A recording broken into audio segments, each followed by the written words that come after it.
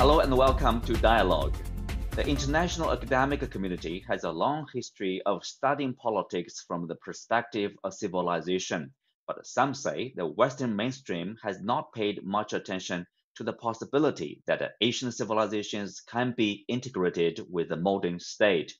In recent years, there has been a growing acceptance of the concept of a civilizational state, which is used to describe countries like China and several others. Why should China be seen as a civilizational state, and how does this idea differ from existing political narratives? To discuss this issue, I'm very glad to be joined today with Professor Zhang Weiwei, Dean of the China Institute at Fudan University and the author who first initiated this concept. That's our topic. I'm Xu Qinduo.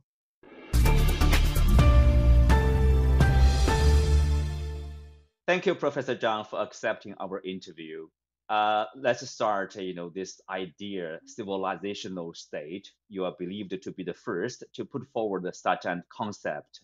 For those who are not familiar with this idea, tell us more about that. What does that mean? Well, essentially, I would say there will be a narrow definition and a broad definition. In terms of narrow definition, it will be essentially an amalgam of the world's longest continuous civilization and a super large modern state, which is China.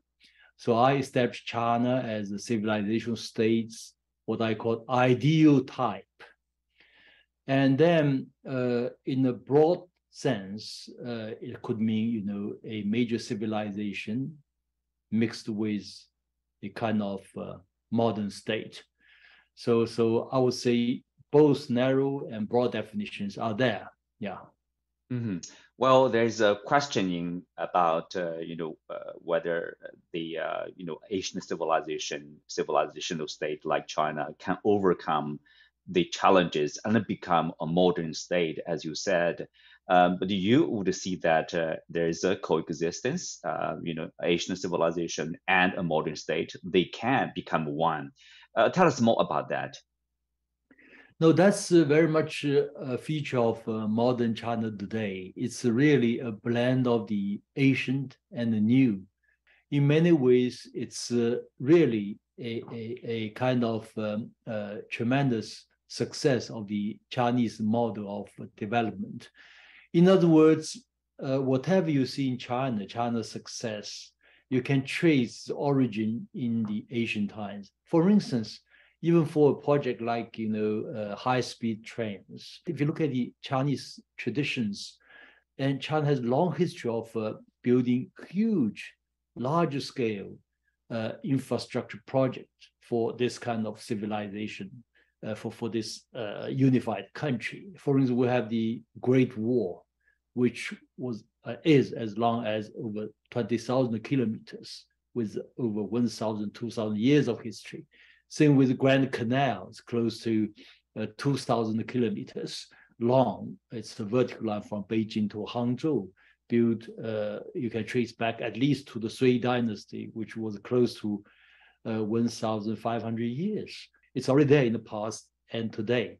So wherever you see China's success today, you can trace historical origin there in China's ancient civilization. But when it comes to a ancient civilization becoming a modern state, the question by some scholars, seems to me, lie in the idea that somehow there are challenges they are not able to overcome for an Asian civilization to become a modern state.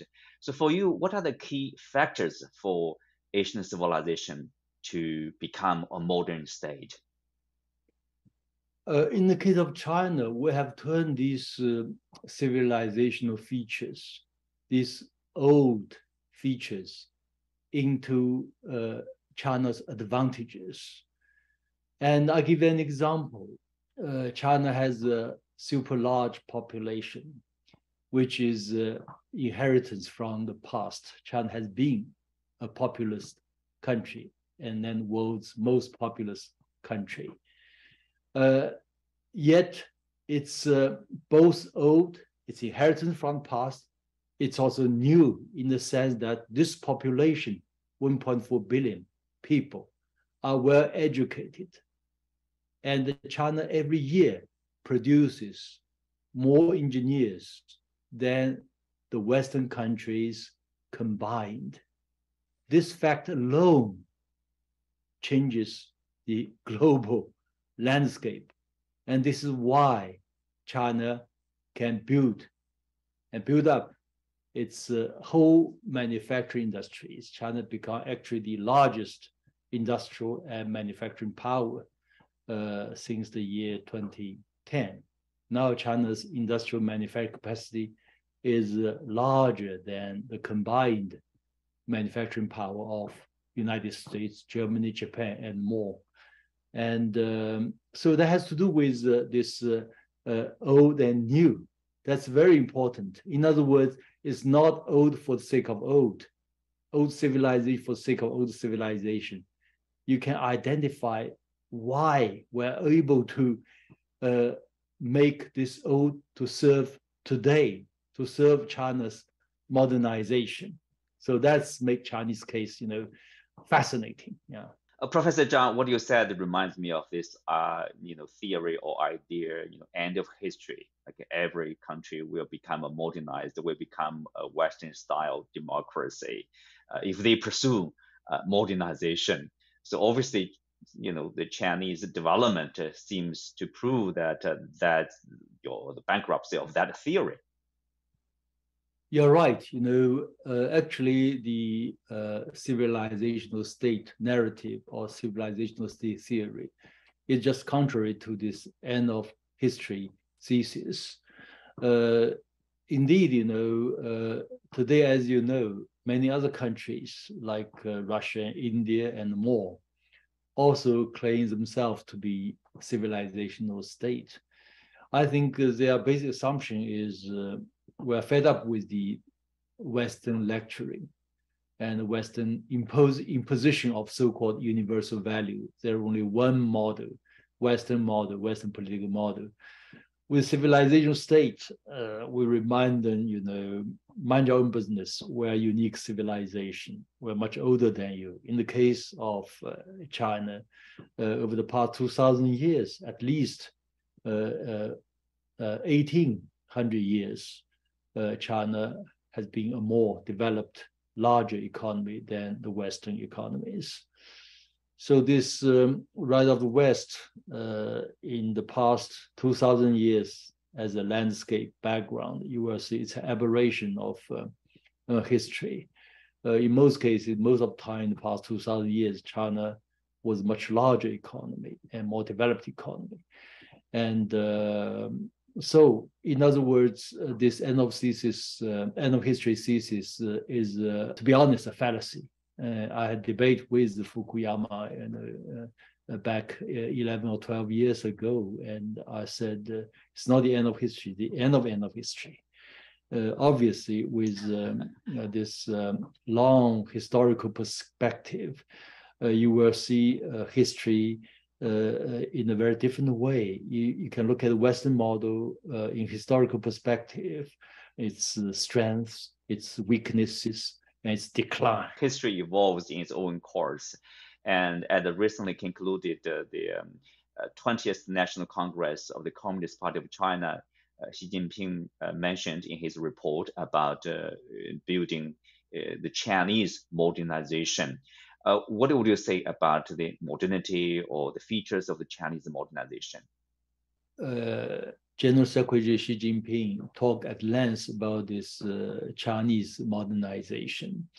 With the rise of China, you can see clearly some unique features of the Chinese civilization or the Chinese model of modernization. For instance, if you look at the political system, how you produce a leadership and leaders, the Western system can be described as election.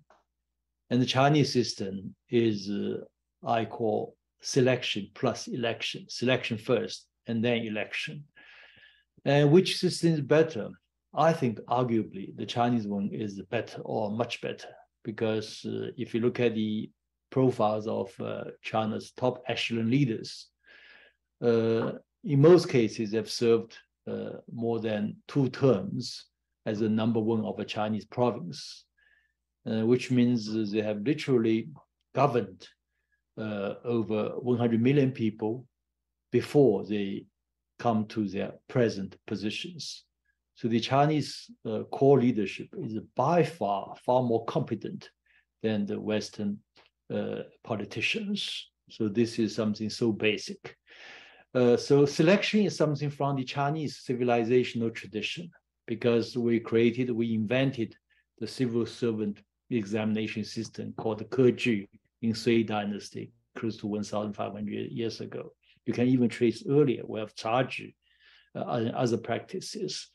And then we also absorbed something from the West, election. So selection from Chinese tradition and election from the Western tradition. We combine both and you produce something modern and better.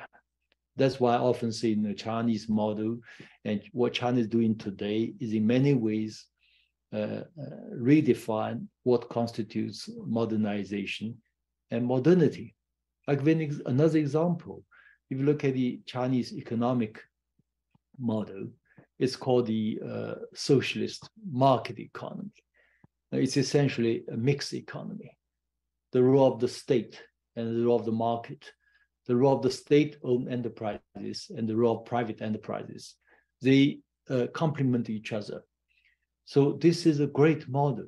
If you look at for instance, China is now at the cutting edge, way advanced, more advanced than most other countries, than the United States, in terms of applying internet technologies in daily life, in everything, for one thing, because the state sector is responsible for building the 4G stations, 5G stations across vast continents. So wherever you go in China, even in the high mountainous areas, in the small village, in the remote areas, you can use a mobile phone, you can use smartphones, you can watch videos, This is something unimaginable, at least up to now in the United States.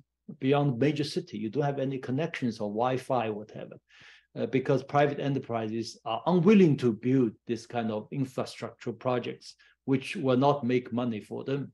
But in case of China, state sector does that. At the same time, private sector is booming by making best use of these facilities. So China is now, what we say is, with one smartphone, you can do everything. And this is indeed fascinating, yeah. Professor Zhang, when it comes to the external behavior, how does a civilizational state like China deal with other nations, countries with different political system, different culture, different ideologies, for example? If you look at the Chinese foreign policies and strategic postures, you find that China is indeed very different from other major powers. For instance, China has perhaps the highest threshold for using military means and using force. Because from ancient time, as you may know, this ancient classic, The Arts of the War, which the very first chapter is entitled the Prudence on the War. In other words, war matters a lot. It relates to the fate of the country. So Chinese are very cautious on the use of force. If you look at the past 4 decades, all major powers, United States, Russia, Britain, France, all use military forces on many occasions. But China is one of the only major power which has not used any military force. So we are very cautious on use of military force. China is also the only nuclear power which states it will not be the first to use nuclear weapons. It will not be the first to use nuclear weapons or to use nuclear weapons against non-nuclear weapon states. So these are very much, part of Chinese culture. It's a genuine culture for peace. And this is very important. Having said that, however, China is building up very strong military defense capability. And we have very clear red lines, which no country can cross. If they cross, there will be military conflict, no doubt about this. Mhm. In recent times, we have seen leaders from other countries like India, Turkey, Egypt, Iran, for example, also calling themselves as an civilizational state. So, in your opinion, what are the reasons this idea of civilizational state is gaining more international recognition and more popularity for some countries at least? Yeah, we have exchange of views with scholars from Russia, India, Iran, Pakistan, and I really understand their perception and their use of this very term, civilizational states or states. For one thing, as I mentioned earlier, they are not happy with the Western imposition of their political system and their values in the name of universal values, and their interference in their internal affairs. And this is something all these countries, China included, share. That is, we are fed up with Western interference in our domestic affairs. So we say collectively to the Western countries, mind your own business. And in most cases, perhaps we are doing better, we have done better than your country. Please really make your own house in order. So in other words, people begin to lecture back. When you lecture back, you need a political discourse. And this civilizational discourse is just one of these discourses which are available, which can be used. After all, these countries are located in Eurasian continent. And Eurasian continent are the birthplace of many age-old civilizations. So it's only natural that they feel proud of their own civilizations, and they begin to talk back to the Western countries. So mind your own business. We're a unique civilization. We're different. Yeah. Mhm. Well, in terms of this idea, civilizational state, do you think those countries we discussed can reasonably be called civilizational states? Well, as I said, in broad definition, I think they are. And yet, interestingly, if you look at these countries, there are internal discussion and debates on that. For instance, India, which has a huge debate, I think, going on concerning this concept. Prime Minister Modi and other Indian political elites use this term a lot these days, civilization state. Yet there are also other academics, who believe, India is more a nation state than civilizational state. They also say people who are Islamic scholars, and they believe that this India is a civilized state. This claim may, be a kind of at cost of the Muslim minorities, etc. There are internal debates. Same with Iran. You can see there is a tradition of this Persian Empire. There is also the tradition of Hittite civilization. So how to combine both? So it's fascinating. Yet there is one thing that they are all not happy with the West. So this is a very much so obvious today.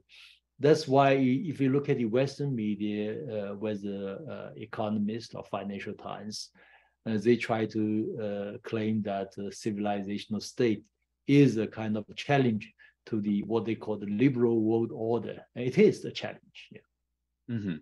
If it's seen as a challenge, Professor Zhang, are you concerned that such an idea, such a concept might be exploited or be used, or be attacked even for the geopolitical purpose, in this process of geopolitical competition? Is there a concern in your mind?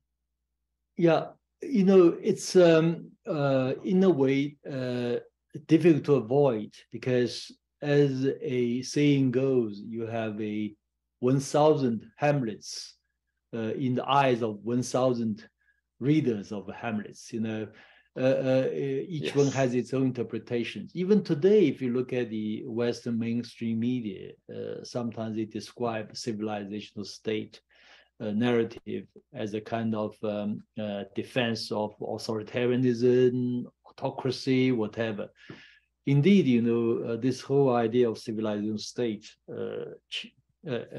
questions many Western assumptions about good governance, democracy, human rights. We question all this, because we think the Western interpretation of many things, Chinese or Russian or Indian or Iranian or other civilizational, are not accurate or even wrong or even ridiculous. So we have to give different interpretations. I think this is only good. I think the West should be open-minded enough to listen to different voices rather than lecturing others. In fact, this idea of civilization state is also shared among many in the West. I read not long ago a speech by French President Macron.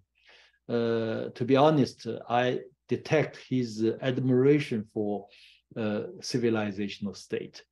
He was talking about France should become a kind of torch, or banner for rebuilding Europe into a civilizational community or civilizational state. That's his idea, ideal. France should play this kind of role, given the fact that so many European states are actually renationalizing their national interests rather than shared European interests. Yeah.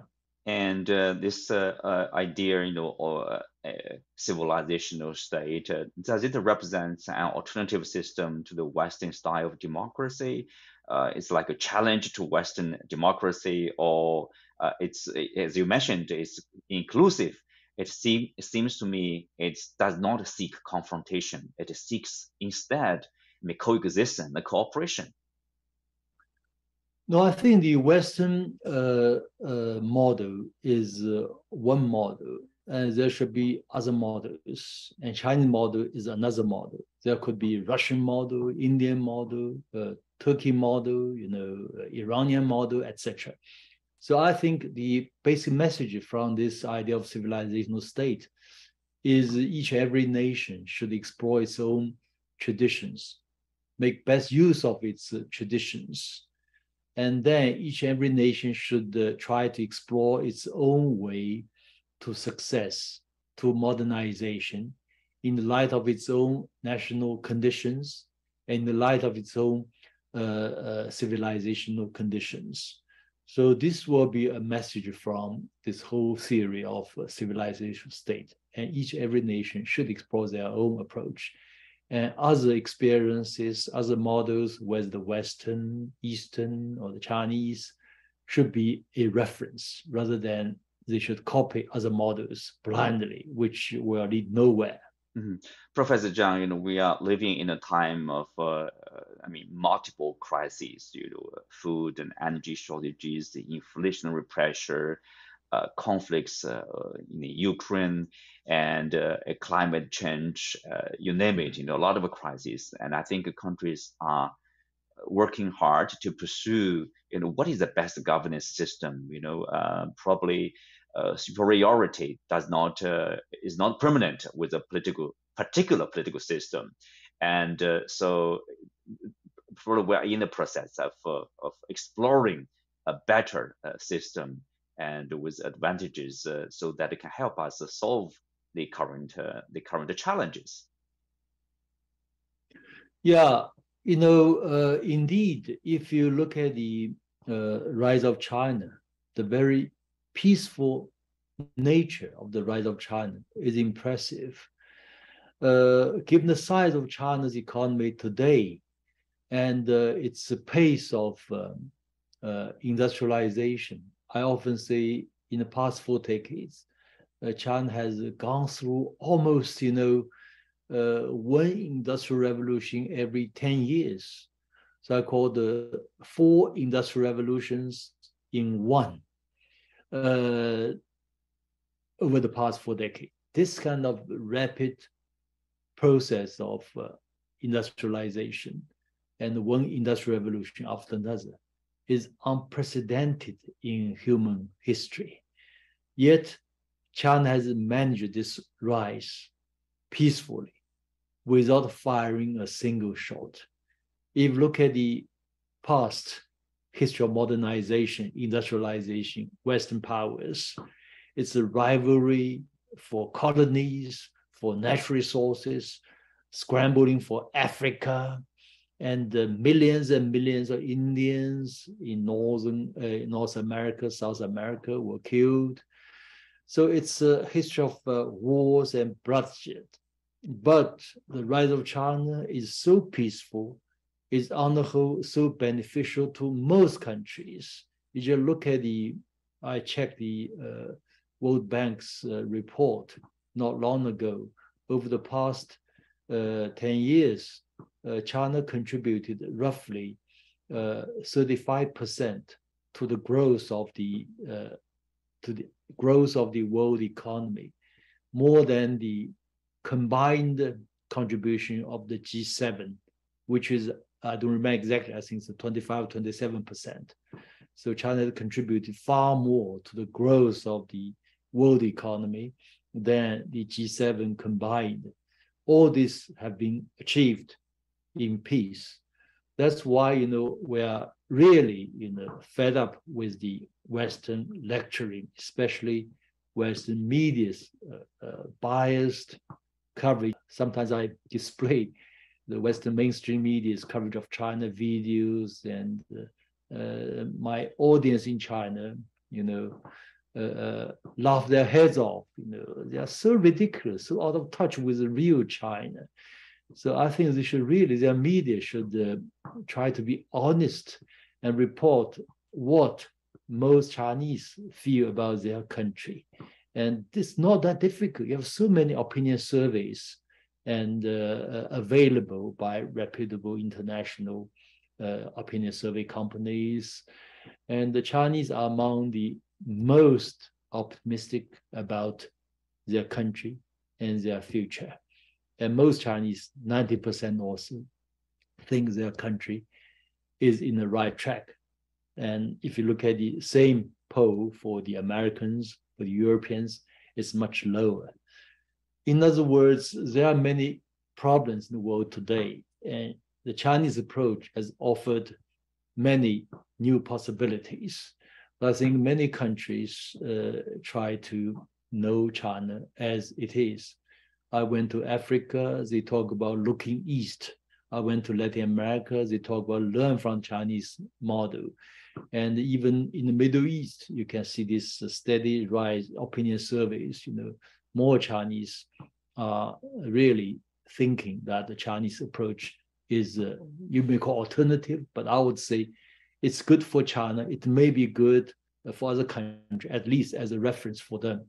We do not impose our views or model on others, but it's available there. If you want to learn from us, we can tell what we do, how we succeeded. If you're not interested, we don't care. Thank you, Professor Zhang, for your time and insight. On that note, we concluded today's discussion. Many thanks to Professor Zhang. You can also find us on the CGTN app on YouTube. I'm Xu Qingduo. Thanks for being with us. See you next time.